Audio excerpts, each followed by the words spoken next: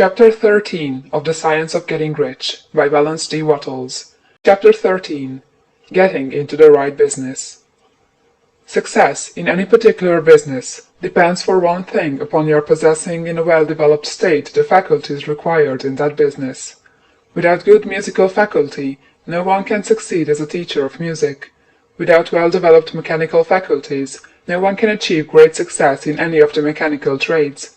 Without tact and the commercial faculties, no one can succeed in mercantile pursuits.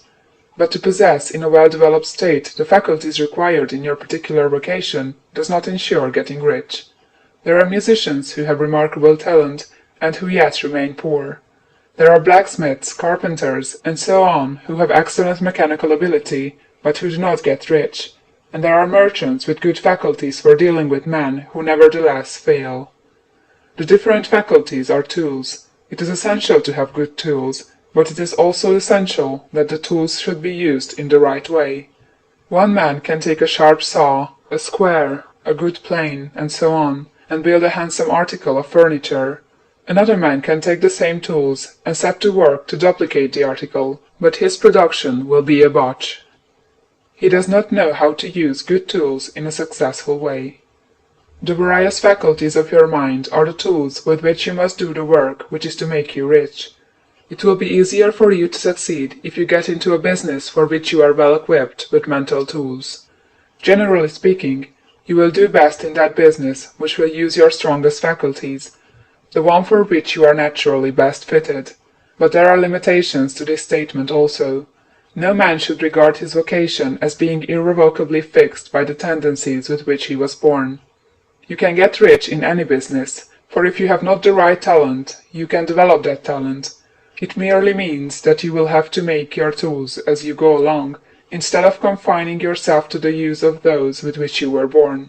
It will be easier for you to succeed in a vocation for which you already have the talents in a well-developed state, but you can succeed in any vocation, for you can develop any rudimentary talent, and there is no talent of which you have not at least the rudiment. You will get rich most easily in point of effort if you do that for which you are best fitted, but you will get rich most satisfactory if you do that which you want to do.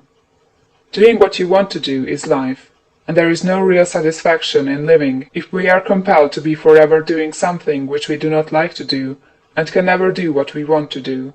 And it is certain that you can do what you want to do. The desire to do it is proof that you have within you the power which can do it. Desire is a manifestation of power. The desire to play music is the power which can play music seeking expression and development. The desire to invent mechanical devices is the mechanical talent seeking expression and development. Where there is no power, either developed or undeveloped, to do a thing, there is never any desire to do that thing. And where there is strong desire to do a thing, it is certain proof that the power to do it is strong, and only requires to be developed and applied in the right way.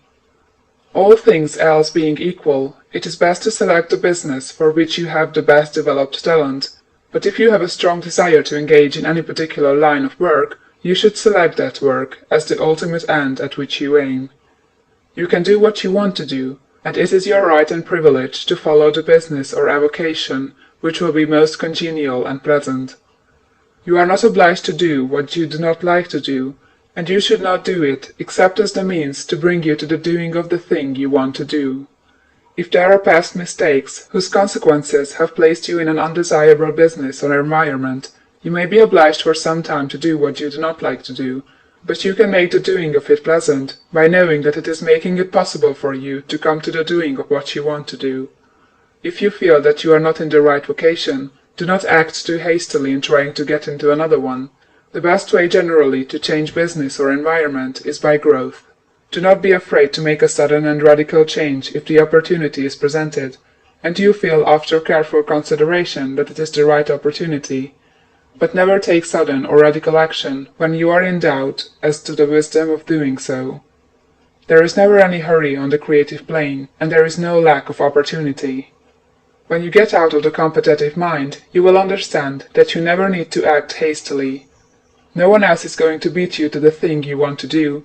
There is enough for all. If one space is taken, another and a better one will be opened for you a little farther on. There is plenty of time. When you are in doubt, wait. Fall back on the contemplation of your vision, and increase your faith and purpose, and by all means, in times of doubt and indecision, cultivate gratitude. A day or two spent in contemplating the vision of what you want, and in earnest thanksgiving that you are getting it, will bring your mind into such close relationship with the Supreme that you will make no mistake when you do act.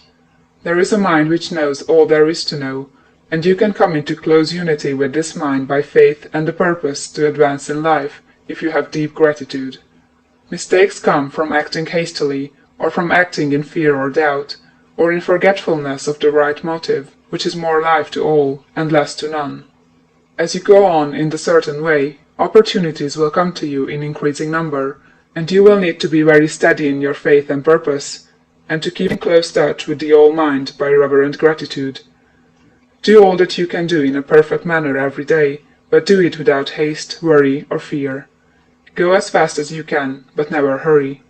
Remember that in the moment you begin to hurry, you cease to be a creator and become a competitor. You drop back upon the old plane again. Whenever you find yourself hurrying, call a halt. Fix your attention on the mental image of the thing you want, and begin to give thanks that you are getting it. The exercise of gratitude will never fail to strengthen your faith and renew your purpose. End of chapter 13.